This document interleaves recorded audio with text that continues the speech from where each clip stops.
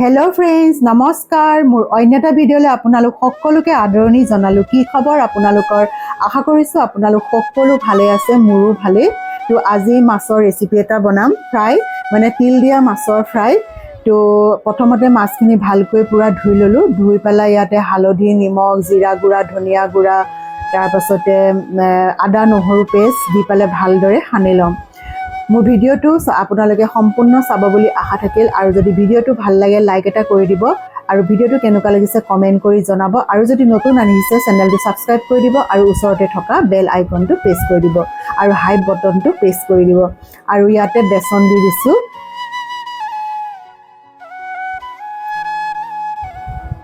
তো বেসনখিনি দি পেলাই আৰু ইয়াতে দুটা কণী দি দিছো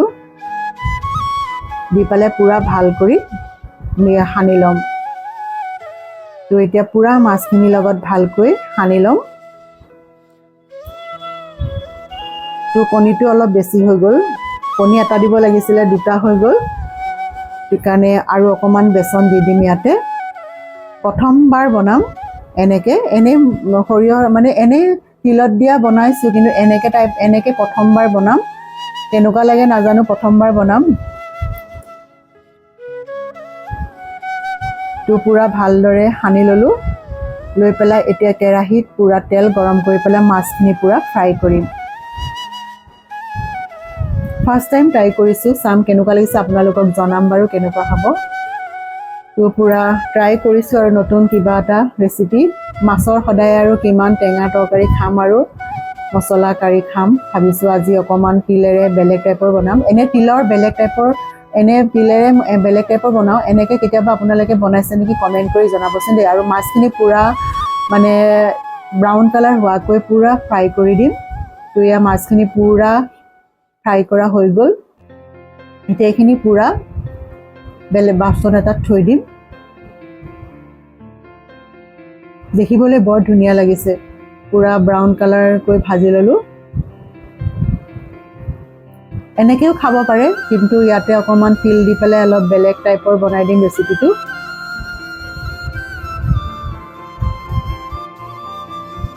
তো এতিয়া মাছখিনি উঠাই পেলাই প্লেট এখনত থৈ দিও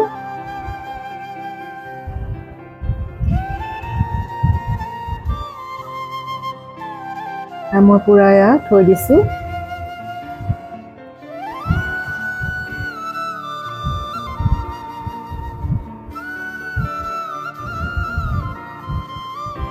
তো মোৰ পুৰা মাছখিনি ভাজি হৈ গল তো কেনেকুৱা লাগিছে দেখিছে দেখি পেলাই খাওঁ খাওঁ লাগিছে নে পুৰা এনেকেও খাই ভাল লাগিছে মই এপিস খাইছো তো এতিয়া মাছখিনি থৈ দি পেলাই এতিয়া পেন এখনত অকমান তিল অকমান ফ্ৰাই কৰি লম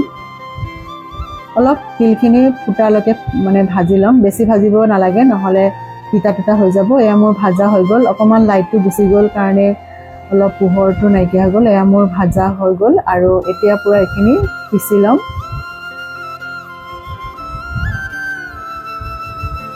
তো মই তিলখিনি পুৰা পিছি লৈ ললো এতিয়া কেৰাহীত তেল দিছো অকমান দি পেলাই ইয়াতে মই পিয়াজ জলকীয়া আদা নহৰু বিলাক পুৰা দি দিছো দি পেলাই মই এতিয়া পুৰা অকমান ফ্ৰাই কৰি দিছো মই এটা অকমান টুকুৰা জলকীয়াও দি দিছো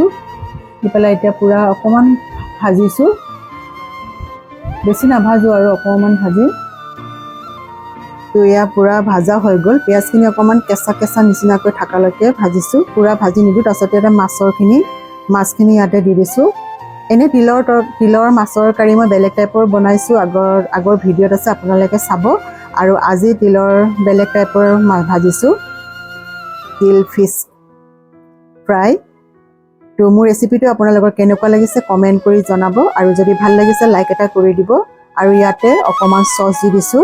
আৰু মোৰ পুৰণা ভিডিঅ'বোৰ আপোনালোকে চাব আৰু পুৰণা ভিডিঅ'বোৰ চাই আপোনালোকে কেনেকুৱা পাইছে কমেন্ট কৰি জনাব আপোনালোকৰ কমেন্টবোৰ পঢ়ি বহুত ভাল লাগে সেইকাৰণে ধুনীয়া ধুনীয়া কমেন্টবোৰ দিব আৰু ইয়াতে তিলৰ পেষ্টখিনি দি দিছো আৰু এতিয়া পুৰা মিক্স কৰি দিম আৰু তাৰপিছতে নমাই দিম আৰু মানে তিলখিনি দিয়াৰ পাছত বেছি ভাজিব নালাগে অকমান সময় ভাজিব লাগে এয়া মোৰ হৈ গল তো আজি লাঞ্চত আছিলে